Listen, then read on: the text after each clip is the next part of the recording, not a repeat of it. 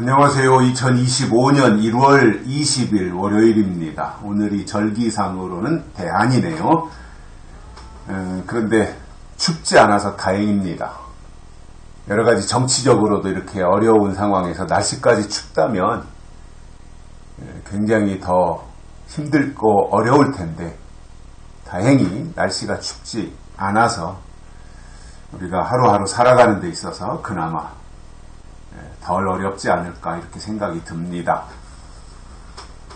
지금 우리나라를 보면 사악한 악의 무리들이 대한민국을 통째로 찬탈하려고 발악을 하고 있습니다. 윤석열 대통령이 대한민국 대통령인데 무슨 증거인멸에 우려가 있다고 구속시킵니까? 이 어처구니 없는 판사야. 아니 무슨 증거인멸할 게 있어요. 그리고 그게 구속 사유가 돼요? 대통령을? 그러니까 억지로 갖다 거기다 꿰다 맞춘 거죠. 뭐 휴대폰을 최근에 윤석열 대통령이 바꿨다 뭐 또 하나 무슨 이유가 있던데. 아니 그게 참 공수처에 저렇게 허접한 주장을 판사가 받아들였다고 하는 것이 도대체 이해가 되지 않아요.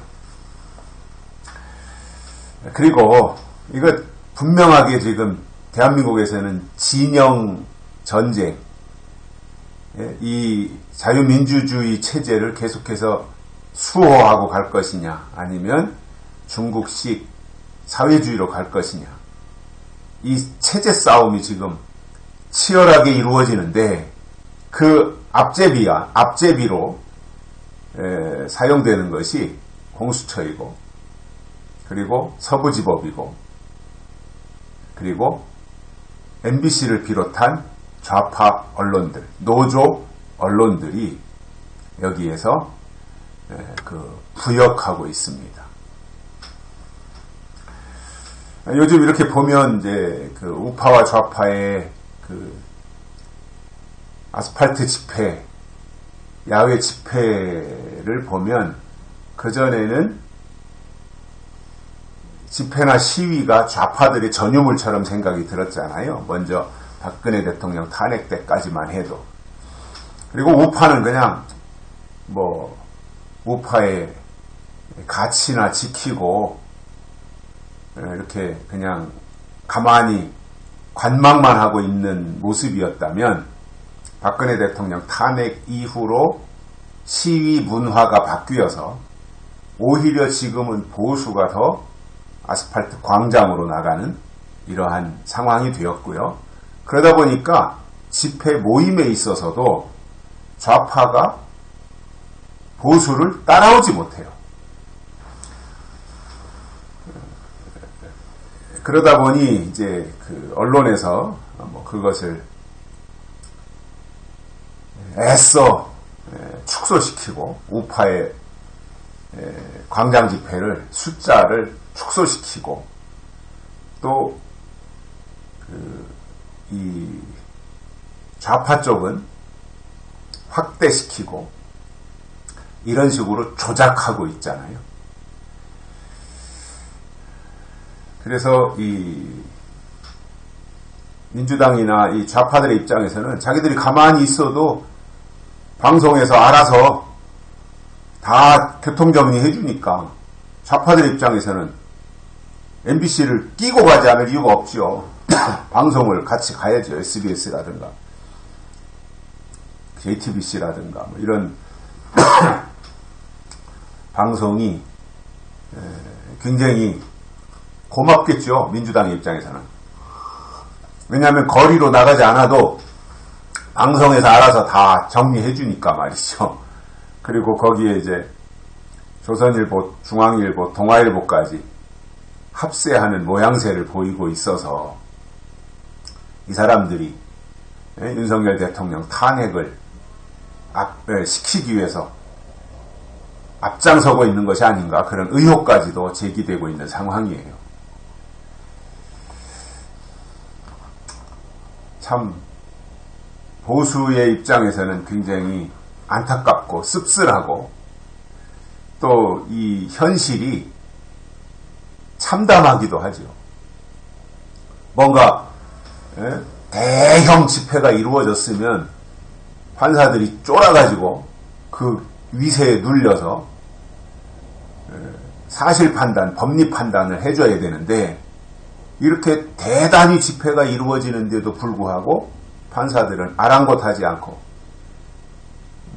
그냥 정치적인 판결을 하고 있고 거기에 경찰이 나서서 또 방어막을 쳐주고 있고 이러한 상황들을 볼 때 야, 이게 우리 대한민국이 좌파 천국이 되었구나. 이게 좌파가 다 요소 핵심 부분을 다 장악했구나. 선관위, 공수처, 서부지법, 경찰, 조직 일부 이런 상황들을 볼 때 참으로 이 참담함을 금할 수가 없어요. 야, 이게 대한민국이 어쩌다 이렇게 됐는가. 저는 이제 그 핵심에는 어떠한 가산점 제도가 문제가 있다고 봅니다. 가산점 제도가. 그 당대에 피해를 당한 분들에게 가산점 주는 것까지는 이해하는데, 그리고 그 자식 때까지는 가능한데, 그것이 대를 이어서 손자의 이렇게 이어지고 있다고 할 때, 대한민국은 앞으로 정상적으로 공부해서는 판사가 된다든가, 검사가 된다든가, 고위공직자가 된다든가, 이거는 불가능해져요. 그리고 다 가산점을 받은 사람들이 10% 가산점이면 엄청난 거잖아요. 그 사람들이 다 요직에 포진되는 거예요. 지금도 그 현상이 굉장히 심각하게 나타나고 있지 않습니까? 그래서 이런 부분들은 국가적 차원에서 손을 대서 공정하게 해야 된다. 공정하게. 그래서 선거관리위원회에 대해서 공정한 수사를 통해서 공명선거가 이루어질 수 있도록, 그래서 선거 조작을 하지 못하고 부정선거를 하지 못하도록 모든 시스템을 그렇게 확실하게 해놔야 되고, 또 보훈처에서는 이 국가유공자에 대한 관리를 따로따로 할 것이 아니라 보훈처에서 일괄해가지고, 그리고 모든 국민을 동등하게 똑같게 해서 가야지 지금처럼 어떤 지역에는 가산점을 주고, 이것은 불합리한 거고 불공정한 거지요. 그래서 이런 부분도 손을 봐야 되고, 그래서 선관위는 행정안전부로 들어가야 되고, 경찰처럼 선거관리위원회는 그 위원회가 행정안전부로 들어가야 되고, 공수처도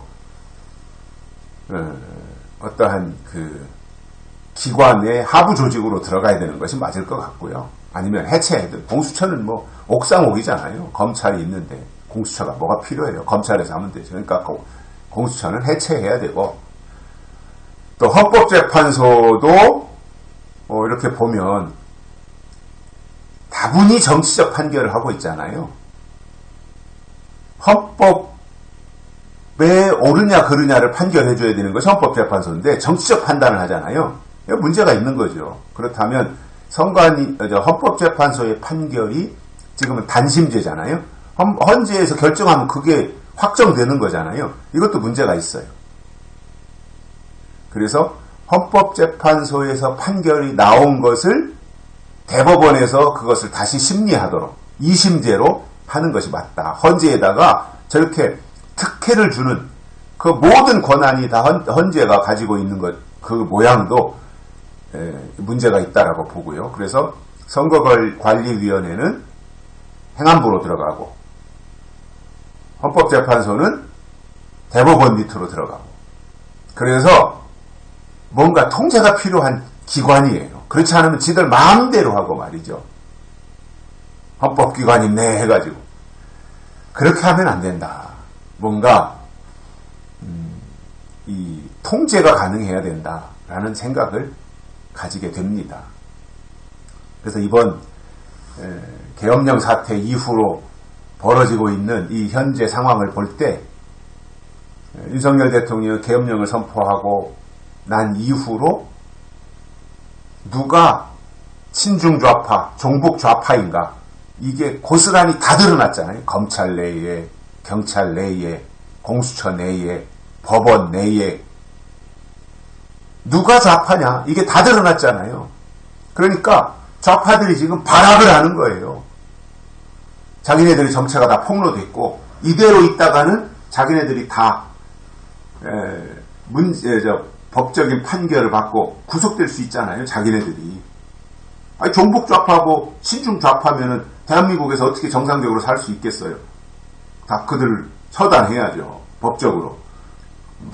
그들의 실체가 다 드러나니까 아주 그냥 미꾸라지에 소금 뿌려놓은 것처럼 파닥파닥 뛰면서 난리 나고 그래서 윤석열을 잡아들이려고 지금 저렇게 수단 방법 가리지 않는 거거든요. 물론 처음 국회에서 탄핵을 의결할 때 그것을 막지 못한 국민의힘에게 저는 절대적인 책임이 있다고 봅니다. 이 바보 같은 국민의힘 국회의원들에게. 도대체 정체성이 없어요. 보수에서 국회의원을 한다면 정확한 자기의 어떤 정체성이 있어야 되잖아요. 그게 없잖아요. 보수의 가치도 없고 왜 보수를 하고 있는지 왜 보수에 와서 국회의원을 하고 있는지 그것조차도 몰라요. 안철수 같은 경우도 그렇고. 그래서 이제 판을 새로 짜야 된다. 그리고 보수에서 정치를 하려면 보수의 가치에 대해서 교육을 받고 공부를 좀 충분히 하고 그리고 똘똘 뭉쳐야지. 이게 다 각계전투하고 있으니 말이에요.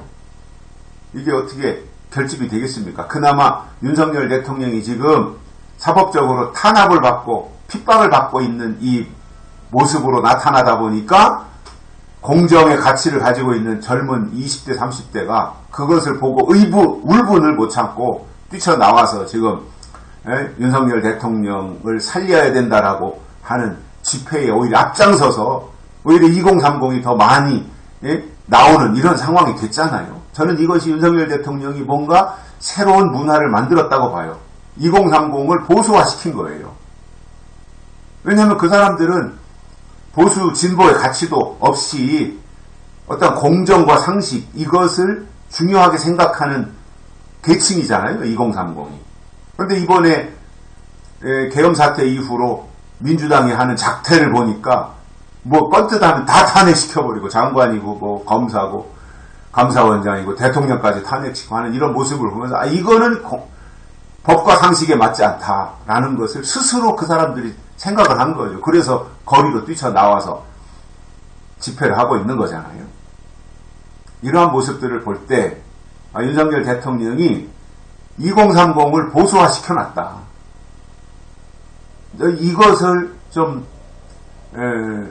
새롭게 부각시키고 싶고요. 아울러 윤석열 대통령이 계엄령을 선포함으로 이게 선관위는 말할 것도 없고요. 선관위가 제일 파닥파닥 뛰고 있고요.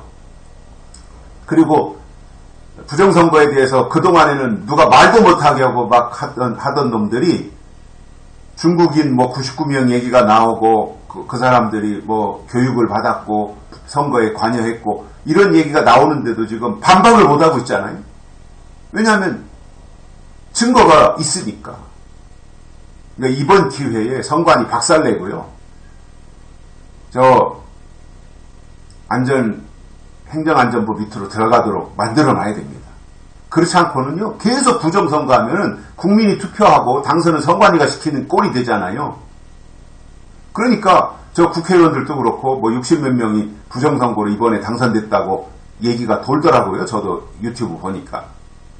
그게 사실인지 아닌지는 제가 뭐 확인을 못 해왔습니다만은 그 60몇 명이 다 민주당 쪽 사람들이잖아요. 이것도 문제가 심각한 거 아니에요. 그러니까 선관위에서 조작했다는 거 아닙니까? 선관위가 당선시킨 거죠. 이러한 현실이 참 끔찍하고요. 야, 어떻게 대한민국에서 이런 일이 일어날 수가 있는가. 국민을 우롱하는 거고 국민을 기만하고 무시하는 거지. 이거는 국민을 주권자라고 하는 것은 그냥 말뿐이고 실질적으로 선거하면 민주당이 이기도록 선관위에서 다 그렇게 조작하고 있다고 하는 의심을 받을 수밖에 없도록 선관위가 행동했잖아요. 서버 검열하자 그러면 떳떳하면 하면 되잖아요. 안 하잖아요. 헌법기관이라는 이유로. 안 할 이유가 없잖아요. 국민들의 의혹을 제기하면 자기네가 떳떳하다면 그러면 선관위 다 와서 확인해라. 서버 다 열어주고 확인시키면 되잖아요. 안 하잖아요. 그러니까 의심받는 거예요. 그나마 이제 먼저 겸령을 통해서 선관위 서버를 백업을 다 받았고, 그리고 선거 그 연수원에 교육받고 있던 99명 중국인들도 다 체포해서 일본 오키나와 이제 어디에서 이제 다 조사를 했고, 그리고 서버 백업받은 서버도 미팔군에서 다 이제 확인을 했다고 하니까 그 결과에 대해서 빨리빨리 국민들에게 알리고 이 상황을 더 반전시켜서 윤 대통령 살아나오고, 그래서 모든 이번에 드러난 그 두더지처럼 숨어 있다가 이번에 백주대낮에 드러난 좌파들, 종북좌파, 친중좌파들, 그리고 선관위, 공수처, 서부지법 이런 데는 분명하게 손을 보고 대한민국이 자유민주주의로서 정상화되도록 하는 그 역할을 해야 될 때가 됐다고 봅니다. 여기까지 하겠습니다. 고맙습니다.